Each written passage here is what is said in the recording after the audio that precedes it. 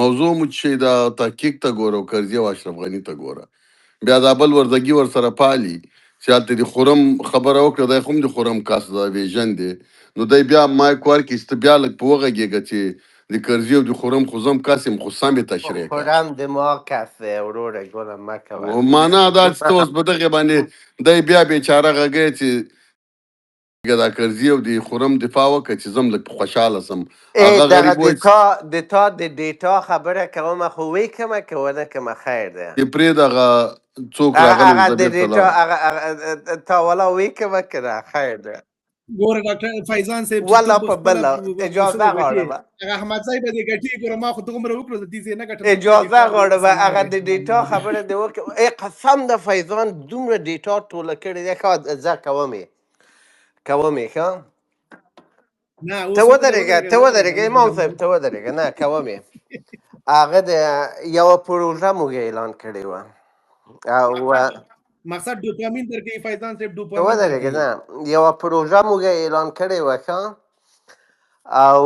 فیضان هم ورته پروپوزل سبمټ کړی و نو راغی په موټر کې د دروازې تر شا ناست دی والله که دروغ درته وایم نو زه یې کانوینس کولم چې دا پروژه باید دی واخلي که نه وایي ګوره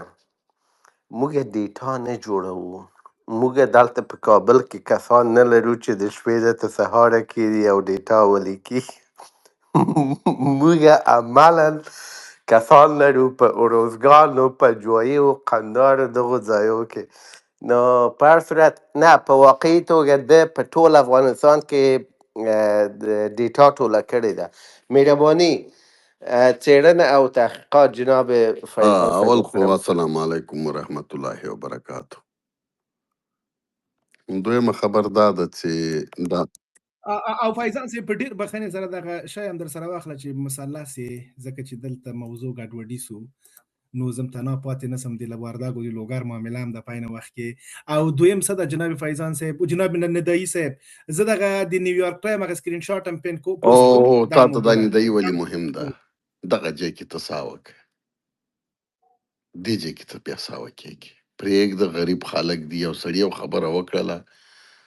ندایي یو خبره یې وکړه ته اوس دته د نیویارک ټایم هم راوړې بل هم راوړې تا ته ډېر ټریننګ لا پکار ده خلک اګنوروه ته څه کوې چې دې وړو وړو خلکو پسې ګرځې راځم په ډیټا باندې غم دلته ده چې د دوه درې ټکي سبق دی ویلې او پنځه شپږ کتابونو نه دې کومه ډیټا میټا راواخیسته اوس خو د ویب سایټونه هم دي بس تا ته ځان پروفیسر ښکاري ډیټا کتابونو کې نه وي ډیټا په فیلډ کې وي ښه مهرباني خامغه ډیټا نه کتاب جوړیږي په ډېرې بخښنې سره ما تر کتابونه جوړ کړي وبخښه ته لا په دې هم نه پوهېږې ته هم پروفیسر یې بس میوټ کولای مې نشي وروره ګوله اوس به د دغه کومه ښه اوس لږ سم غږېږه او تېر ځل دې میوټ کولم او ته خپله زه خپله کوهوست یم چې ما میوټ نه کړي تا دې میوټ کولو غم نه راځي نو دا ډاکټر محمد چې دلته و مخکې دا ما هایر کړی دا هم ریسرچر ده پیږې دا د ما د کمپنۍ ریسرچر و د کومې کمپنۍ کې چې اول ما کار کاو نو ما تا ډېره په خندا کې ویلې چې دا وایي چې زه نیټورک او هی هی هی او نیټورک او هو هو هو په اتو زونونو کې ما د زون رئیسان لرل اته زونونو کې د زون رئیسانو او بیا په هر ولایت کې ما پروینشل افیسر لرل دا مې دغه افغانستان مې دا رقم ډیوایډ کړی و بیا د افیسرانو لاندې مې بیا نور افیسران لرل بیا مې ډیټا کلکټران لرل ډیټا کلکټران بیا نور خلک وو بیا مې ډیټا چې راټولوله د هغې لپاره ما 10 رقمه فارمیټ استفاده کولې فوکس ګروپونه مې یو فارمیټ و ان ډیپت انټرویو مې بل فارمیټ و ډایرکټ ابزرویشن مې بل فارمیټ و کویشنیر مې بل فارمیټ و 1 to 1 انټرویو مې بل فارمیټ و، همداسې نور په دې مختلفو فارمیټو کې مې دا ډیټاګانې راټولولې او بیا په ډیټا کې جنډر مې یو په جنډر مې سره تقسیم کړي وو، په ایج مې تقسیم کړي وو، په پاورټي، په غریبي او په مالدارۍ مې سره تقسیم کړي وو، خو هر طرف ته دغه هغه یو 100 طرفو ته ما دا سره تقسیم کړي وو، بیا به مې ډیټا راټولوله او د دې ډیټا د پروسیسینګ لپاره په هغه وخت کې موږ د اس پی اس اس په نامه اس پی اس اس وکړو چې شي سافټویر و دې باندې موږ دا ډیټا بیا پروسس کوله او اس پی اس اس او د دې سکیجولینګ به موږ په پرایماویرا کې کوو چې تاسو پرایماویرا او اس پی اس اس دا نومونه به اورېدلي نور په پیږې نه چې شته وایي. اولین کس زوم چې سکیجولینګ موږ په پرایماویرا کې کوو پیږئ او 14 کاله دا کار ما کړی. تاسو پی 3 کې پی 6 کوم یو؟ آفرین دغسې ته خو د لوګرې نو تاسو ما 14 کاله یو اس ډیویس یونیورسټي ته، الجزیرې ته یې یو کار یو، کولمبیا یونیورسټي ته، یو سی آی ډي ته، ورلډ بانک ته، ډېرو نورو غټو ادارو ته ما ریسرچونه کړي، غټ د افغانستان په سطح ریسرچرونه. او زه چې وم زه کنټري کوارډینیټر وم، د ټول افغانستان مسیر وم. بیا ما په سر باندې یک یو کس و چې ایریک ډیوین نومېده، فرانسوی و، په هغه دفتر کې دا ډاکټر محمد راځي انټرویانې به ما له خلکو نه اخیستې. زه یې تا غوندې کس نه یم تېر سوی چې په دې کار باندې ما مخکې هم تا سره جنجال کړی و چې تا ویلې چې زه ماتولې دا پراجیکټ زه واخلم، زه که ته وایې او ته که زه وایي دا پراجیکټ به تا ته ما درکړی و. زه چې په سکن کار بیا نه کوم چې یو چا ته یم چې والله داسې چل ده چې دا به داسې سي ورسه ورته دا خلک چې ده هایر کول دا څه رقم د هایر کول. زه به هم ناست وم، 2-3 خارجیان به ناست وو په انټرویو کې، ما به خارجیانو ته ویل چې زه کوم کس هایر کړم هغه به که هر څوک به انتخاب که هغه به هایر کوي، که زه میټینګ کې در سره کېنم،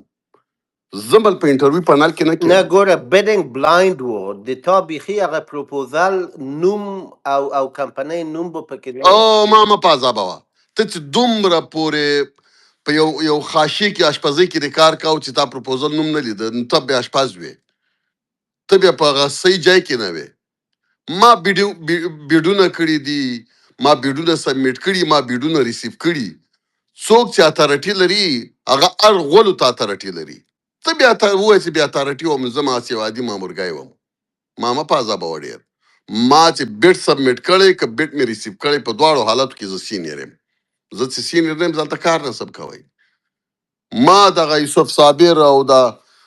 بل او بل او بل چې ما هایر کول په همغه وخت کې چې هغه وخت کې پیسې نه وي لیکن دا 800 تصمیمونه د یوه تن نه وي، دا د یوه ګروپ وایم ما د یو تن و، خو د محمد د پوښتنه وکړئ دغلته راځي د تا صحیح دی یو تن و، د یو اس اید نه و یو تن. وایم د یو سیډ جی ټي زیډ ورلډ بانک ام آر آر ډي دې څلورو ارګانونو به کار کاوه، د دې ټولو تصمیم ما نیاو، حد اقل 15 امریکایان او فرانسویان او جرمنانو. ما اعلان ورته کړی و، مل دا د ما ملک زه په تاسو نه ډېر پیږم، ما ځان پروف کړی و چې زه له دوی ډېر پیږم، ما قربانۍ ورکولې، ما داسې وظیفې نه کولې چې دې جن ما څوک رخصت، ما به ورته کنډیشنلي ویلې ملکه د ما خبره ونه منئ زه استعفا کوم. تاسو ته به ویلې که دا خبره ونه منئ بیا مو منفه کوم، ځکه تاسو کې کوالټي نه وه. زه کوالټي مې لرله، خلکو ته مې ما رئیس جمهور اشرف غني ته ویلي وو مل زه استعفا کوم، د ما په ځای به زه خپل سړی مقرروم، زه به مقرروم،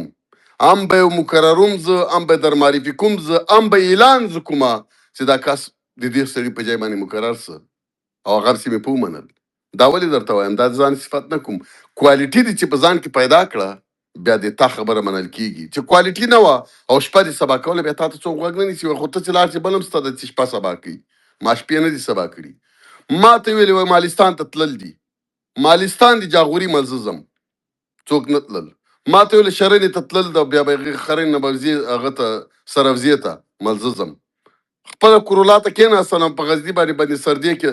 بندي سردې باندې لاړم خرنې ته، له خرن نه مې کرولا چالانه کړله، لاړم سروزې ته، سټلایټ مې په لاس، $10,000 مې د مصرف لپاره په جیب کې، او اعلان به مې واورېده چې یو جاسوس یې ونیو سټلایټ مو ورسره ونیو او ډالر ورسره او دغه شان ورسره دغه کوم شانو باندې چې خلک حلول هغه ټول ما سره و ځکه په غوجو کې سټلایټ نه غیر او ځان ته پکې ناستم بل څوک به راسره تلل نه فرانسوي به مې نه بوکه کړې وه چې ما ته غوږ نه وای نیولی خپل زه له دې ځای نه لاړم غزني ته له غزني نه لاړم بندي سردې ته له بندي سردې نه لاړم خرنې ته له خرنې نه لاړم اخواته سروزې ته له سروزې نه بیرته راغلم په مټاخان باندې په زرمت باندې ګردیز ته ګردیز نه لاړم بیرته په سټو کنډو باندې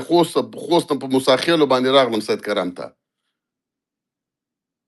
ټول پروجیکټ مې ورته ایوالویشن وکړم ورته مې ویل دا او دیاري جیبه مې ویډیو او عکسونه ورته رالېږل او په سټلایټ باندې به مې ترک غره ته وختم زنګ به مې ورته ووایي چې زه په پلان کې ځای کې یم ځکه د کې مال تلیفون کار نه کوي هغه دا څنګه مې ماته غوږ نه نیو ما هایرینګ فایرینګ کاو او ټلیفونونو اکثر جی پی اسونه هم درلودل چې ته تللی یې که نه یې تللی نه دماغ خو داسې کار نه و دماغ خو به چې چېرته ورتلم هلته خو زموږ دفترونه وو خو هغه دفترو کې به شوراګانې وې له شوراګانو سره ما خبرې کولې بیا مې له غجې نه په تلیفونو هم زنګونه ور ویل هلته زموږ دفترونه وو منیجران مو کیسې مې وې هلته به مې شپې کولې 2 او 3 او 4 په دې هغه کې راباندې راکټونه په دې خرنې کې مې شپه وه په ولایت کې هلته راباندې څو راکټ هم ولګېدل په ولایت باندې ډزې وکړې معنا څه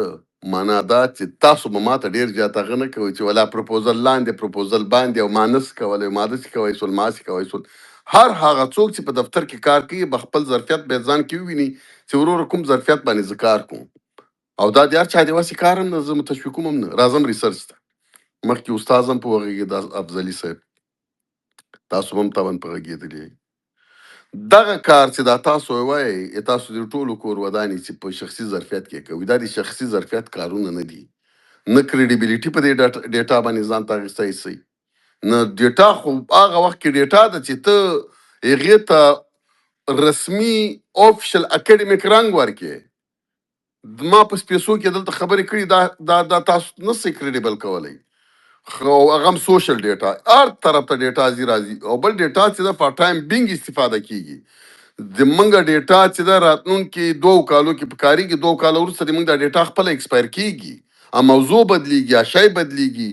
هر شی تغییر خوري بیا ته په دې ډیټا څه وکړي چې تا ډیټا ځان سره اچولې د په ویب سټ کې شل کاله بعد به ترې استفاده وکړي